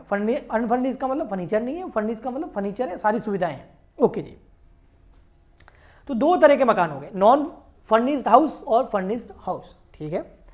एम्प्लॉय, अगर आप गवर्नमेंट एम्प्लॉय हो, सबसे पहले आप कौन से एम्प्लॉयज हो, गवर्नमेंट एम्प्लॉय हो, ठीक है सर हम गवर्नमेंट एम्प्लॉय है, अब क्या करना है, अगर आप गवर्नमेंट एम्प्लॉय हो और आपको नॉन फर्निश्ड हाउस दिया जा रहा है, नॉन फर्निश्ड हाउस का मतलब क्या हो गया, जिसमें फर्नीचर किया हुआ नहीं है, तो उसकी वैल्यू कितनी मानी जाएगी, क्योंकि परक्यूजिट तो सुविधा है ना, तो उसको हमें वैल्यूएशन करना पड़ेगा, उसको हमें अमाउंट में कैलकुलेट करना पड़ेगा। तो वो हम कैसे करेंगे, as per government rule, as per government rule सुविधा का मूल्य हम निकालेंगे। और अगर फर्निश्ड हाउस है तो हम क्या करेंगे, ये जो as per government rules non furnished house की वैल्यू जो निकाली है, मान लेते हैं हमने निकाल दी वैल्यू 80,000 रुपए अनफर्निश्ड हाउस की। अब अगर फर्निश्ड हाउस दिया है तो अनफर्निश्ड हाउस की जो वैल्यू निकाली है उसमें हम प्लस कर देंगे क्या, 10% ऑफ फर्नीचर कॉस्ट। जो भी फर्नीचर है वो कितने रुपए का है, कि सर फर्नीचर जो है वो 2 लाख रुपए का, तो उसका 10% कर दो, 20,000 रुपए, वो 20,000 ऐड हो जाएंगे। तो 80,000 और 20,000 कितने हो गए, 1 लाख रुपए। तो 1 लाख रुपए आपकी परक्यूजिट की वैल्यू मानी जाएगी, सैलरी के अंदर ऐड हो जाएगा। लेकिन अगर फर्नीचर जो है वो गवर्नमेंट ने खुद खरीदा नहीं है, किराए पे लेके दिया है, यस, तो फिर क्या करेंगे हम, रेंट ऑफ फर्नीचर, उस फर्नीचर का रेंट गवर्नमेंट कितना पे कर रही है वो ले लेंगे, और वो हम इस अनफर्निश्ड हाउस की वैल्यूएशन के अंदर शामिल कर लेंगे। तो जो फर्नीचर फर्निश्ड हाउस होता है उसके अंदर जो फर्नीचर होता है या तो वो कंपनी का खुद का होगा, एम्प्लॉयर का खुद का होगा, या फिर वो रेंट पे लिया हुआ होगा। एम्प्लॉयर का खुद का है तो 10% ऑफ कॉस्ट करना है, और खुद का लिया हुआ है और रेंट पे लिया हुआ है तो रेंट को ले लेंगे, और फर्निश्ड अनफर्निश्ड हाउस की जो वैल्यूएशन होगी उसके अंदर उसको जोड़ देंगे। ऐसा तब करेंगे जब आपको फर्निश्ड हाउस दिया जा रहा है फर्नीचर के साथ में। अगर अनफर्निश्ड हाउस होता तो 80,000 मामला यही खत्म हो जाता। ये तो हो गया गवर्नमेंट एम्प्लॉय। अब आते हैं हम non government employee. Non government employee का मामला देखिए। नॉन गवर्नमेंट एम्प्लॉयज के अंदर आपको यह देखना है कि जो वो मकान है, जो वो फ्लैट है या जो वो हाउस है, वो उस कंपनी का खुद का है, क्योंकि नॉन गवर्नमेंट एम्प्लॉय है ना, आप नॉन गवर्नमेंट एम्प्लॉय यानी किसी कंपनी में, प्राइवेट कंपनी में काम करते हैं, तो जो वो एम्प्लॉयर है, वो एम्प्लॉयर का खुद का मकान है जो आपको दिया जा रहा है, उसका ओनर वो एम्प्लॉयर खुद है, वो कंपनी खुद है, या फिर वो कंपनी किराए पे लेके आपको दे रही, ऐसा भी हो सकता है। तो सबसे पहले मान लेते हैं ओन बाय एम्प्लॉयर, यानी कि जहां आप काम करते हैं उनका खुद का है। तो अब अनफर्निश्ड हाउस का वैल्यूएशन कैसे करेंगे? तो हम देखेंगे वहां पर पॉपुलेशन, कि जिस सिटी में आपकी कंपनी ने आपको मकान रहने के लिए दिया है और वो मकान कंपनी का खुद का आपको केवल रहने के लिए दिया है, तो उस सिटी की पॉपुलेशन कितनी है। अगर उस सिटी की पॉपुलेशन 10 लाख तक है, यानी कि 10 लाख लोग रहते हैं वहां पर, 10 लाख से कम, तो आपका 7.5% ऑफ सैलरी करना होगा। यानी कि एम्प्लॉय की सैलरी का 7.5% करेंगे तो उस अनफर्निश्ड हाउस का वैल्यूएशन आएगा जो परक्यूजिट माना जाएगा और सैलरी में ऐड हो जाएगा। लेकिन अगर आप जहां रह रहे हैं वहां की पॉपुलेशन 10 लाख से जो है ज़्यादा है और 25 लाख तक है या 25 लाख से कम है, तो फिर आपका 10% ऑफ सैलरी माना जाएगा। और अगर आप जहां रह रहे हैं वहां की पॉपुलेशन 25 लाख से भी ज़्यादा है तो 15% ऑफ सैलरी माना जाएगा। तो पॉपुलेशन पे डिपेंड करता है। कब? जब नॉन गवर्नमेंट यानी कि प्राइवेट कंपनी में आप काम कर रहे हो और आपका एम्प्लॉयर अपना खुद का, कंपनी अपने खुद का फ्लैट या मकान आपको रहने के लिए दे रहे हैं, तो फिर आपको पॉपुलेशन देखनी पड़ेगी। 10 लाख से कम है 7.5%, 10 से 25 के बीच में 10%, और 25 से ज़्यादा हो तो 15%। अपनी सैलरी का कर लो, आपका अनफर्निश्ड हाउस का वैल्यूएशन आ जाएगा। लेकिन अगर आपको फर्निश्ड हाउस दिया गया है तो वही 10% ऑफ फर्नीचर कॉस्ट, और प्लस अगर फर्नीचर रेंट पे ले रखा है तो रेंट जो फर्नीचर का है वो प्लस हो जाएगा। ओके, नेक्स्ट आता है, अगर मकान जो है वो कंपनी का खुद का नहीं है, कंपनी ने जो है हाउस जो है वो रेंट पे लेकर के, एम्प्लॉयर ने क्या किया, एक मकान जो है फ्लैट रेंट पे लिया और फिर अपने एम्प्लॉय को दे रहा है, तो इस केस में क्या करना है, आपको एक्चुअल रेंट लेना है और 15% ऑफ सैलरी करना है। एक्चुअल रेंट और 15% ऑफ सैलरी, इन दोनों में से जो क्या हो कम हो। जैसे एक्चुअल रेंट है मान लेते हैं 1 लाख रुपए और 15% ऑफ सैलरी जो है वो आ रहा है 80,000 रुपए, दोनों में से कम क्या 80,000 रुपए, वो ले लेंगे। वो हो जाएगा आपका अनफर्निश्ड हाउस का वैल्यूएशन जो परक्यूजिट के रूप में माना जाएगा और सैलरी में ऐड होगा। लेकिन फर्निश्ड हाउस है तो उस वैल्यूएशन के अंदर जो यहाँ अमाउंट आएगा 80,000 आया था अभी, उसके अंदर 10% ऑफ फर्नीचर कॉस्ट ऐड कर देंगे, और अगर फर्नीचर रेंट पे लेके दिया है तो रेंट कितना दिया है वो ऐड कर देंगे, तो आपके परक्यूजिट की वैल्यू आ जाएगी, रेंट फ्री एकोमोडेशन परक्यूजिट की वैल्यू आ जाएगी और वो हमारा सैलरी के अंदर जाके ऐड हो जाएगा। आया समझ में? यस। अब यहां पर बहुत जगह आया सैलरी सैलरी सैलरी, तो सैलरी का मतलब यहां पर क्या है? सैलरी का मतलब यहां पर ये है, देखो, बेसिक सैलरी आपको लेनी है, ऑल टैक्सेबल सैलरी लेनी है, bonus, commission, fees, monetary payment, income tax paid by employer, professional tax paid by employer और अर्न लीव सैलरी, ये सब जोड़ेंगे जो यहां लिखा हुआ है तब सैलरी आएगी, और उसका हमें 7.5%, 10% या 15% करना होगा।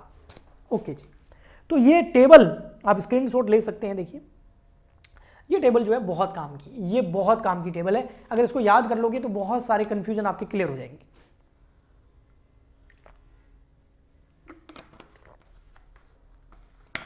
सॉरी, आगे बढ़ते हैं, एक साथ ही पूरा रिकॉर्ड कर रहा हूं ना तो बीच में पानी तो पीना पड़ेगा। ठीक, चलिए वन शॉट कर रहे हैं ना।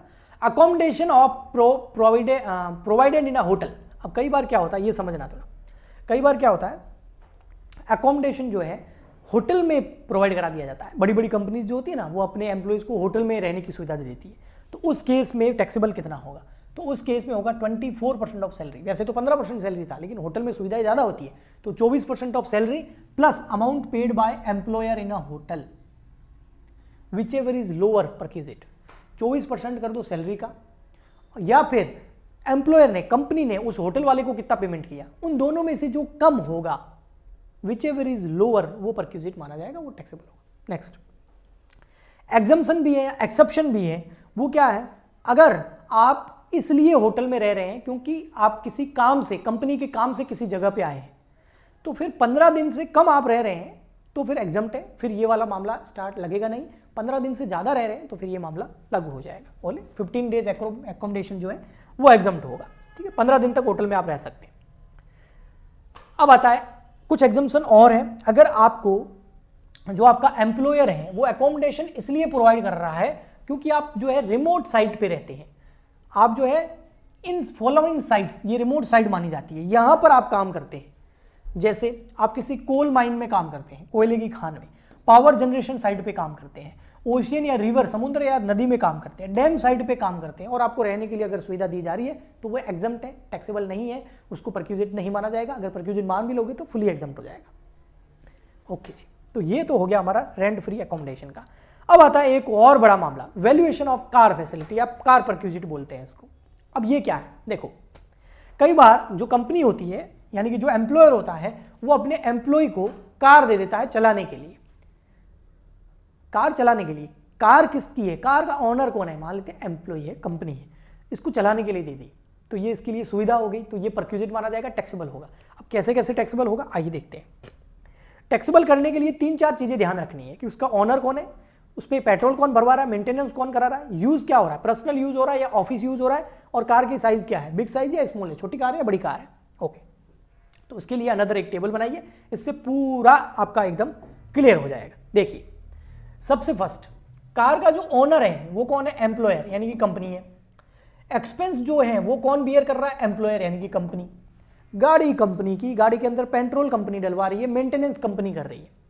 तो भैया उसका यूज कहां हो रहा है, फुली यूज हो रहा है ऑफिस पर्पज से, ऑफिस पर्पज से यूज हो रहा है। एम्प्लॉय जो है ऑफिस के काम से उस गाड़ी को चला रहा है, और गाड़ी भी ऑफिस की है, खर्चे भी ऑफिस पे करती है, एम्प्लॉयर पे करता है, और ऑफिस के यूज के लिए। तो एम्प्लॉय को क्या सुविधा मिली, तो इस केस में परक्यूजिट का वैल्यू माना जाएगा 0। लेकिन अगर वो पर्सनल यूज के लिए चला रहा है, पूरी तरीके से उसको पर्सनल यूज में ले रहा है, फुली पर्सनल यूज, तो उस केस में जो मेंटेनेंस एक्सपेंस एम्प्लॉयर पे कर रहा है, उस गाड़ी में पेट्रोल डला रहा है, मेंटेनेंस एक्सपेंस पे कर रहा है, वो एम्प्लॉय के लिए परक्यूजिट माना जाएगा, सुविधा माना जाएगा, और उतना मेंटेनेंस एक्सपेंस का जो वैल्यू है वो परक्यूजिट के अंदर ऐड हो जाएगा, टैक्सेबल होगा। अब यहां आता है भैया, ना तो वो ऑफिस यूज कर रहा है, ना वो पर्सनल यूज कर रहा है, ना पूरी तरीके से ऑफिस यूज करता तो नॉन टैक्सेबल, पूरी तरीके से पर्सनल यूज कर रहा है तो फिर मेंटेनेंस एक्सपेंस जितने खर्च किए हैं कंपनी ने वो टैक्सेबल हो जाएंगे एम्प्लॉय के लिए, वो एम्प्लॉय की सुविधा मानी जाएगी, परक्यूजिट माना जाएगा। लेकिन अगर पार्टली ऑफिस और पार्टली पर्सनल यूज करे, तो ऑफिस भी यूज चला रहा है, पर्सनल यूज भी चला रहा है, गाड़ी कंपनी की है, खर्चे कंपनी पे कर रही है, तो अब क्या होगा, तो हमें देखना पड़ेगा कंपनी कौन, गाड़ी कौन सी है, स्मॉल है या बिग है। अगर गाड़ी है छोटी तो उस केस में 1800 रुपये पर मंथ, 1800 पर मंथ, और अगर ड्राइवर है तो 900 रुपये पर मंथ परक्यूजिट माना जाएगा एम्प्लॉय के लिए। 1800 और 900 रुपये कितना हो गया, अगर ड्राइवर है तो 900 रुपये जोड़े जाएंगे, वरना 1800 रुपये पर मंथ। तो मैं मान लेता हूं ड्राइवर भी है, तो 1800 और 900 हो गए 2700 इंटू 12, तो 32,400 रुपये वैल्यू मानी जाएगी परक्यूजिट की, और सैलरी में जाके ऐड हो जाएगी। और बड़ी गाड़ी है तो फिर 1800 की जगह 2400 रुपये पर मंथ, और ड्राइवर के हो जाएंगे 900 रुपये per month. Okay, second point, गाड़ी इस बार एम्प्लॉयर की है, लेकिन एक्सपेंस कौन कर रहा है, एम्प्लॉय कर रहा है। देखो पेट्रोल, मेंटेनेंस सब एम्प्लॉय कर रहा है। तो इस केस में अगर ऑफिस यूज हो तो निल, पर्सनल यूज हो तो एक्चुअल एक्सपेंसेस जो अपने खर्चे पे किए हैं एम्प्लॉय ने अपनी जेब के, वो परक्यूजिट माना जाएगा। पार्टली ऑफिस और पार्टली पर्सनल हो तो साइज देखेंगे, स्मॉल गाड़ी है तो 600 रुपये पर मंथ और 900 रुपये पर मंथ ड्राइवर के, स्मॉल गाड़ी है तो क्या होगा 600 रुपये और 900 रुपये पर मंथ परक्यूजिट माना जाएगा, आधा ऑफिस और आधा घर में यूज करे तब। ओके, और गाड़ी किसकी है, कंपनी की, पेट्रोल वगैरह कौन भरा रहा है, खर्चे कौन कर रहा है, एम्प्लॉय कर रहा है इस बार। ओके, इसलिए ये कम हो गया, ठीक है। और अगर बड़ी गाड़ी है तो 900 रुपये और 900 रुपये हो गया। ओके, थर्ड नंबर, गाड़ी किसकी है, एम्प्लॉय। इस बार गाड़ी का मालिक कर्मचारी है, एम्प्लॉय है, गाड़ी कंपनी की नहीं है, एम्प्लॉय की गाड़ी है। हाँ, उसमें पेट्रोल वगैरह मेंटेनेंस वगैरह कौन कर रहा है, खर्चे कौन कर रहा है, एम्प्लॉयर कर रहा है। तो एम्प्लॉयर, कंपनी वाले ने बोला होगा भैया आपकी गाड़ी ले आओ, उसमें पेट्रोल वगैरह खर्चे वगैरह हम करेंगे, आप चलाओ उसको। अब वो कहाँ चला रहा है, ऑफिस यूज के लिए तो कोई टैक्सेबल नहीं होगा, पर्सनल यूज के लिए चला रहा है तो एक्चुअल एक्सपेंसेस जो कंपनी ने पे किए वो टैक्सेबल हो जाएंगे, परक्यूजिट माने जाएंगे। और अगर पार्टली ऑफिस और पार्टली पर्सनल चला रहा है और गाड़ी कंपनी की नहीं है, गाड़ी एम्प्लॉय की है, खर्चे कंपनी कर रही है, तो उस केस में हमें देखना पड़ेगा कि amount paid by employer, employer ने कितना खर्चा किया है उस गाड़ी पर, उसमें से लेस करेंगे 1800 रुपये पर मंथ, 900 रुपये पर मंथ लेस करना है इस बार, फिर जो वैल्यू आएगी वो परक्यूजिट मानी जाएगी। और बड़ी गाड़ी है तो अमाउंट कितना पेड किया है एम्प्लॉयर ने, उसमें से 2400 रुपये पर मंथ और 900 रुपये पर मंथ ड्राइवर के लेस करेंगे, तब जो वैल्यू आई जाएगी वो मानी जाएगी परक्यूजिट। तो बेटा आपको ये टेबल पूरी याद करनी होगी। अब नेक्स्ट आता है गाड़ी किसकी है, एम्प्लॉय की, खर्चे कौन कर रहा है, एम्प्लॉय, तो फिर टैक्सेबल नहीं। गाड़ी एम्प्लॉय की, खर्चे एम्प्लॉय कर रहा है, तो उसको क्या सुविधा मिली, भले वो कहीं यूज हो, तो एग्जम्प्ट। नेक्स्ट आगे बढ़ते हैं। फिर आता है हमारा वैल्यूएशन ऑफ परक्विजिट के केस में डोमेस्टिक सर्वेंट। अगर डोमेस्टिक सर्वेंट आपको दिया जा रहा है, घर पे काम करने के लिए एक बंदा कंपनी ने भेज दिया आपके लिए, तो फिर कंपनी उसको कितना पे कर रही है, कंपनी उस सर्वेंट को कितना पे कर रही है, वो परक्विजिट माना जाएगा। अगर एम्प्लॉय का कुछ पैसा सैलरी में से काट रही है कंपनी, तो वो लेस हो जाएगा। ओके, नेक्स्ट, ये समझ में आ गया ना। जैसे कोई एम्प्लॉय सर्वेंट मेरे घर पे भेज दिया, मैं किसी कंपनी में काम करता हूं और कंपनी जो है उस सर्वेंट को जो है मान लेते हैं दे रही है 80,000 रुपये, ठीक है, बट वो 80,000 रुपये परक्विजिट माना जाएगा मेरे लिए, क्योंकि मुझे सुविधा मिल रही है 80,000 रुपये की। अगर कंपनी नहीं भेजती तो मुझे खुद खर्च करने पड़ते हैं, तो मेरे बच गए। ओके, सेकंड नंबर, अगर कंपनी मेरा सैलरी में से कुछ पैसा या काट रही है, मुझसे वसूल कर रही है, तो वो लेस हो जाएगा। मान लेते हैं कंपनी इसके बदले मेरे से 12,000 रुपये ले रही है, तो फिर क्या होगा, 68,000 क्या हो जाएगा, मेरे लिए परक्विजिट माना जाएगा। और कंपनी अगर मेरे से कुछ भी नहीं ले तो पूरा 80,000 परक्विजिट माना जाएगा। ओके, ठीक। अब ऐसा कैसा है, देखो अगला है गैस, इलेक्ट्रिसिटी या वाटर सप्लाई। तो इस केस में हमें देखना पड़ेगा कंपनी जो है वो गैस और इलेक्ट्रिसिटी प्रोड्यूस करती है या नहीं करती है। यानी कि ऐसा तो नहीं है कि जिस कंपनी में मैं काम करता हूँ वो गैस का काम करती है या इलेक्ट्रिसिटी का काम करती है या वाटर का काम करती है। अगर वो इसी से रिलेटेड काम करती है तो कंपनी मेरे लिए परक्विजिट क्या माना जाएगा, अगर वो गैस, इलेक्ट्रिसिटी या वाटर की सुविधा मुझे मिल रही है तो कॉस्ट प्रोडक्शन पर यूनिट, है ना, इलेक्ट्रिसिटी बिल भरते होंगे ना, तो पर यूनिट कॉस्ट आती होगी ना, हाँ, वो मेरे लिए परक्विजिट मानी जाएगी। जितना मैं यूनिट खर्च करूंगा उस हिसाब से cost, only cost, okay, multiply होके परक्विजिट आ जाएगा। अदर कंपनी से लेके मुझे दे रही है तो अदर कंपनी को एम्प्लॉयर यानी मेरी कंपनी उसको कुछ पे करती होगी, वो जो पे करती है खर्चा वो परक्विजिट माना जाएगा। Okay, next education facility. तो एजुकेशन फैसिलिटी दी जा रही है बेटा, इस बार एजुकेशन अलाउंस नहीं है। अलाउंस तो 100 रुपीज पर चाइल्ड अप टू 2 चाइल्ड पर मंथ एग्जाम्प्ट होते हैं, पर ये वो नहीं है, ये यहाँ पर सुविधा दी जा रही है। तो सुविधा कहाँ दी जा रही है, education facility to employees, employee को खुद को दी जा रही है। जो एम्प्लॉय खुद है वो कुछ ट्रेनिंग ले रहा है, कुछ डेवलपमेंट कर रहा है, कुछ एजुकेशन ले रहा है, तो परक्विजिट नहीं माना जाएगा, एग्जाम्प्ट होगा। लेकिन अगर एजुकेशन फैसिलिटी दी जा रही है एम्प्लॉय के बच्चों को, तो 1,000 रुपये पर चाइल्ड पर मंथ, ओनली 8 चाइल्ड पर 1,000 रुपये पर मंथ एग्जाम्प्ट होंगे, यानी कि 12,000 रुपये एग्जाम्प्ट होंगे।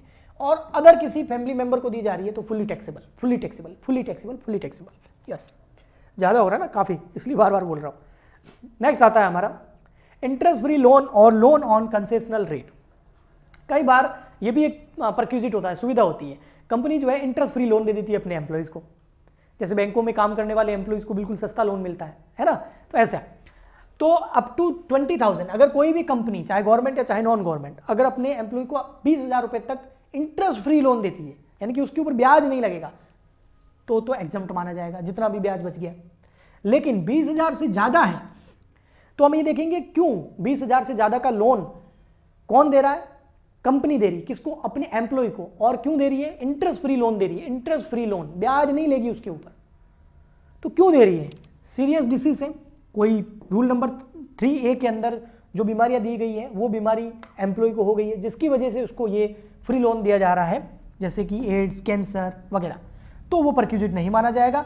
लेकिन अगर अदर रीजन से दिया जा रहा है, ये जो रूल नंबर 3A के अंदर जो बीमारियां लिखी हुई है उसके अलावा उसको कवर नहीं करके कोई और रीजन के लिए अगर लोन दिया जा रहा है, लोन फ्री, तो उस लोन पर SBI bank, state bank of India उसके ऊपर जो भी इंटरेस्ट चार्ज करती है वही इंटरेस्ट उस लोन पर लगेगा और वो उसके लिए परक्विजिट माना जाएगा एम्प्लॉय के लिए, क्योंकि वो लोन इंटरेस्ट जो उसका बच रहा है, लेकिन उसको परक्विजिट मान लेंगे कैलकुलेशन के लिए, वैल्यूएशन के लिए। ओके, नेक्स्ट आता है हमारा food lunch and refreshment. Food lunch and refreshment free में दिया जा रहा है, मतलब खाना लंच दिया जा रहा है या नाश्ता दिया जा रहा है, यानी कि डिनर हो गया आपका, है ना, या फिर रिफ्रेशमेंट यानी कि नाश्ता हो गया या लंच हो गया, ये फ्री में दिया जा रहा है।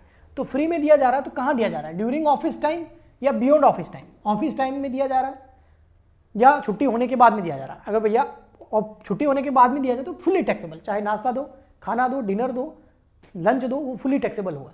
लेकिन ऑफिस टाइम के अंदर अंदर दिया जा रहा है तो क्या दिया जा रहा है, रिफ्रेशमेंट, नाश्ता दिया जा रहा है तो एग्जम्प्ट है, यानी कि ऑफिस के अंदर नाश्ता दे सकते हो। लेकिन खाना दे दिया, अगर डिनर या लंच दे दिया तो वो टैक्सेबल हो जाएगा एम्प्लॉय के लिए, उस जितना भी खर्चा हुआ है एम्प्लॉयर ने किया है वो परक्विजिट माना जाएगा। फूड दिया जा रहा है, खाना इसलिए दिया जा रहा है क्योंकि रिमोट एरिया में आप काम करते हो, रिमोट मतलब वहां पर सुविधा नहीं है तो एग्जम्प्ट है। लेकिन अगर आप बिजनेस प्रमाइसेस के अंदर आप खाना दे रहे हो, चाहे डिनर चाहे लंच, तो 50 रुपए पर फूड एग्जम्प्ट होगा, उसके ऊपर का टैक्सेबल हो जाएगा। ओके, ये स्क्रीनशॉट ले सकते हो। ठीक, नेक्स्ट है गिफ्ट।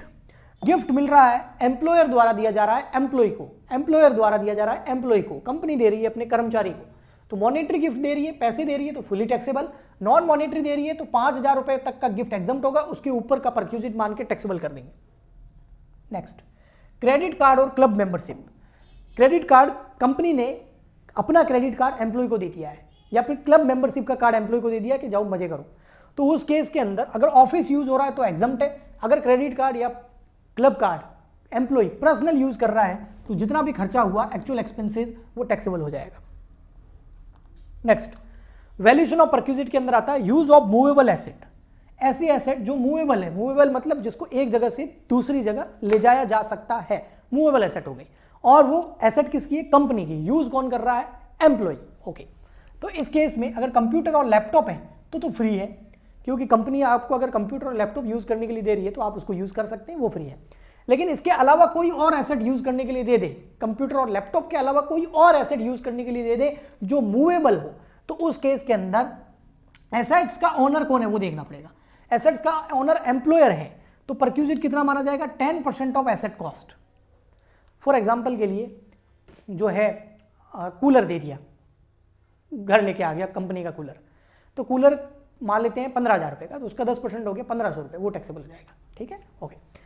और अगर एसेट रेंट पे लेके दे, कूलर रेंट पे लेके दिया है तो जो एम्प्लॉयर कंपनी ने रेंट पे किया है वो परक्यूजिट माना जाएगा। Okay, next, transfer of movable property. देखो बेटा यहाँ पर यूज ऑफ मूवेबल प्रॉपर्टी था, यूज मतलब आप लैपटॉप कंप्यूटर या जो भी है उसका यूज कर रहे हैं, फिर वापस कंपनी को दे देंगे, एम्प्लॉयर को दे देंगे। यहाँ यूज नहीं है, ट्रांसफर कर दी, ट्रांसफर ऑफ मूवेबल एसेट मतलब कंपनी की एसेट है और कंपनी ने बोलती ये ले आज से एम्प्लॉय तेरी एसेट हुई, ट्रांसफर कर दी।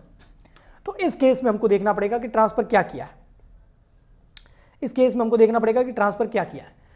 3 चीजें हैं। फर्स्ट, अगर कंप्यूटर या इलेक्ट्रॉनिक आइटम ट्रांसफर किया है तो हमको एक्चुअल कॉस्ट लेनी होगी कंप्यूटर या इलेक्ट्रॉनिक आइटम की, उसमें से डेप्रिसिएशन लेस करना होगा 50%, 50%। उसके बाद जो और डेप्रिसिएशन जो 50% लेस किया जाएगा वो रिटर्न डाउन वैल्यू मेथड से किया जाएगा, WDV, return down value method, यानी कि जो क्लोजिंग बैलेंस है उसके ऊपर डेप्रिसिएशन लगता है। आपने 11th क्लास में डेप्रिसिएशन चैप्टर किया होगा, उस हिसाब से आपको डेप्रिसिएशन लगाना है, फिर जो बच गया अमाउंट वो वैल्यू ऑफ परक्यूजिट माना जाएगा। फॉर एग्जाम्पल के लिए मान लेते हैं कंप्यूटर था 1 लाख रुपए का और अभी तक उसके ऊपर डेप्रिसिएशन लग चुका 80,000 रुपए का, तो आज के टाइम में कंप्यूटर की वैल्यू मानी जाएगी 20,000 रुपए और यही परक्यूजिट माना जाएगा, यानी 20,000 रुपए की चीज दे दी है और 20,000 रुपए जो है वो सैलरी मान के टैक्सेबल करेंगे। नेक्स्ट, आपने जो एसेट दी है वो मोटर कार दे दी है, पहले इससे पहले जो हमने मोटर कार वाला चार्ट किया था वो यूज कर रहे थे, यहां पर मोटर कार ट्रांसफर कर दी, ले जा तेरी हो आज से। तो इस केस के अंदर मोटर कार लो, उसकी मोटर कार की वैल्यू ले लो, कॉस्ट ले लो, एक्चुअल कॉस्ट ले लो कितने की है, और उसमें से 20% WDV return down value method से हर साल, जैसे कंपनी ने उसको उस मोटर कार को 8 साल यूज किया तो 8 साल 20% 20% 20% 20% डेप्रिसिएशन लेस कर देंगे, फिर उसके बाद में जो आज की वैल्यू आएगी वो वैल्यू ऑफ परक्यूजिट मानी जाएगी। कंप्यूटर, इलेक्ट्रॉनिक आइटम और मोटर कार के अलावा कोई और एसेट हो तो एसेट की कॉस्ट ले लेंगे और उसमें डेप्रिसिएशन लगाएंगे, इस बार 10% SLM मेथड से, स्ट्रेट लाइन मेथड से, और स्ट्रेट लाइन मेथड से डेप्रिसिएशन लगाने के बाद जो वैल्यू आएगी वो वैल्यू ऑफ परक्यूजिट मानी जाएगी। WDV मतलब return down value method, SLM मतलब स्ट्रेट लाइन मेथड, ये आप पढ़ चुके हैं। अब आता है income from salary. Income from salary के अंदर हमने इंट्रोडक्शन कर लिया, बेसिक सैलरी कर ली, अलाउंसेस कर लिए अच्छे से, और इसके अलावा हमने परक्यूजिट्स कर लिए, ये मेन टॉपिक्स हमने कर लिए। अब आते हैं प्रोविडेंट फंड। प्रोविडेंट फंड क्या होता है सबसे समझना।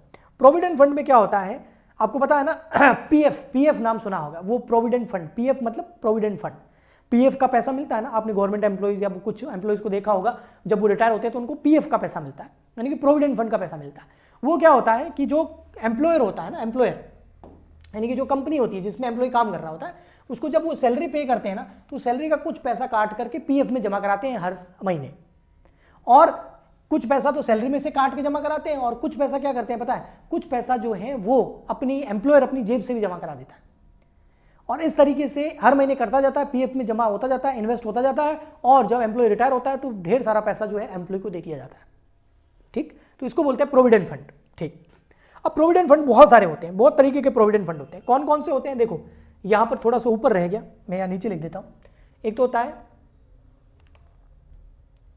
है आपका, यहाँ लिख देता हूँ, देखिए सबसे पहले है SPF यानी कि स्टैट्यूटरी प्रोविडेंट फंड, फिर आता है RPF यानी कि रिकॉग्नाइज प्रोविडेंट फंड, फिर आता है URPF अनरिकॉग्नाइज प्रोविडेंट फंड, फिर आता है आपका ये ASF की फुल फॉर्म भी मैं आपको बता देता हूँ, इसका चाहो तो आप स्क्रीनशॉट ले सकते हैं, अप्रूव्ड सुपरएनुएशन फंड, और ये आपका आ गया पब्लिक प्रोविडेंट फंड आता है ना, PPF पब्लिक प्रोविडेंट फंड ऐसा है इसका, ठीक है। ओके, अब इसमें देखो एम्प्लॉय कंट्रीब्यूशन करता है, यानी कि एम्प्लॉय की सैलरी में से पैसा काट के और कंट्रीब्यूट किया जा रहा है, ठीक है।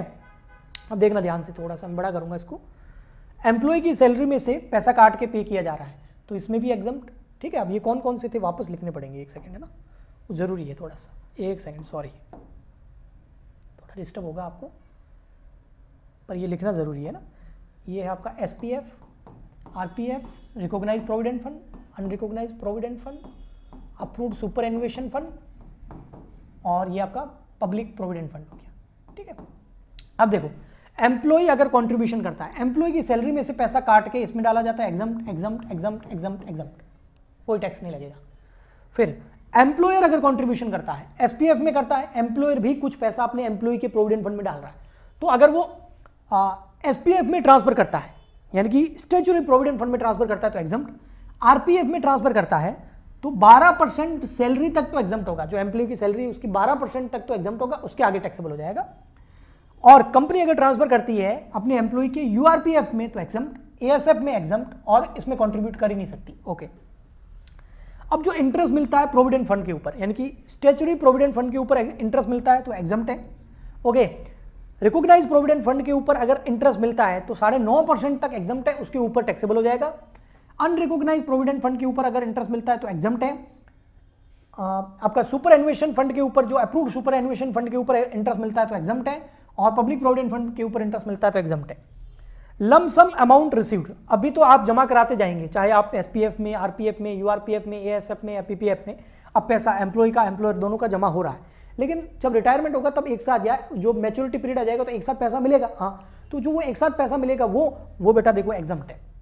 SPF का पैसा मिल रहा है एग्जम्प्ट, RPF का एग्जम्प्ट, और URPF में अनरिकॉग्नाइज प्रोविडेंट फंड के अंदर जो एम्प्लॉय ने कंट्रीब्यूशन किया है वो एग्जम्प्ट है, लेकिन एम्प्लॉयर ने जो पैसा डाला था वो टैक्सेबल हो जाएगा, ओके। और ASF में एग्जम्प्ट है, चाहे कोई भी ट्रांसफर करे, और PF में भी एग्जम्प्ट है, चाहे एम्प्लॉय या एम्प्लॉयर कोई भी ट्रांसफर करे। तो देखिए आप ये टेबल बना दीजिए, लेकिन देखिए ध्यान से, टैक्सेबल क्या है, एक तो RPF है, RPF कब टैक्सेबल है, जब एम्प्लॉयर कंट्रीब्यूशन करता है RPF के अंदर तो 12% सैलरी तक एग्जम्प्ट है, उसके ऊपर टैक्सेबल होगा, और RPF के ऊपर जो इंटरेस्ट मिलेगा वो 9.5% तक जो है वो एग्जम्प्ट है, उसके ऊपर टैक्सेबल हो जाएगा, ओके। इसके अलावा अगर URPF का पैसा मिलता है, लमसम अमाउंट मिलता है रिटायरमेंट पर, एम्प्लॉय अगर एम्प्लॉय टैक्सेबल, एम्प्लॉय जो है वो जो कंट्रीब्यूशन करता है URPF में के अंदर वो क्या होगा, टैक्सेबल होगा, एम्प्लॉयर करता है तो एग्जम्प्ट होगा, ओके, ठीक। चलिए आगे बढ़ते हैं। फिर हमारा ये है डेफिनेशन, यहाँ पर सैलरी का डेफिनेशन क्या क्या है वो दे रखा है, आप ये पढ़ सकते हैं, ठीक है। और इनकी फुल फॉर्म दे रखी है, इनके बारे में थोड़ा दे रखा है, सारे फंड के बारे में, ठीक है। SPF, RPF, URPF, ASF, PRF, ठीक है, PPF, सॉरी, ओके, ठीक। तो बस कंप्लीट है। एक ही शॉर्ट में मैंने सैलरी, इनकम फ्रॉम सैलरी के सारे जो कॉन्सेप्ट्स हैं, सारे के सारे रूल्स एंड रेगुलेशंस हैं, चार्ट्स हैं, वो सारे मैंने आपको करवा दिए। आई होप आपको अच्छा लगा होगा। प्लीज़ लाइक करें, शेयर करें, सब्सक्राइब करें, कमेंट करें, ताकि मैं आपके लिए इसी तरीके के लेक्चर लाता रहूं। अगर आपको पेड क्लासेस लेनी है तो ऐप डाउनलोड कर लीजिए। ऐप का लिंक इस वीडियो के नीचे डिस्क्रिप्शन बॉक्स में दिया हुआ है, वहाँ पर आपको लाइव क्लासेस मिल जाएगी, और वो पेड है, यानी कि वहाँ पर आपको फी पे करनी पड़ेगी। यूट्यूब पर फ्री लेक्चर आते हैं, ओके। तो मिलते हैं नेक्स्ट लेक्चर में। आज के लिए इतना ही, तब तक के लिए गुड बाय, थैंक यू।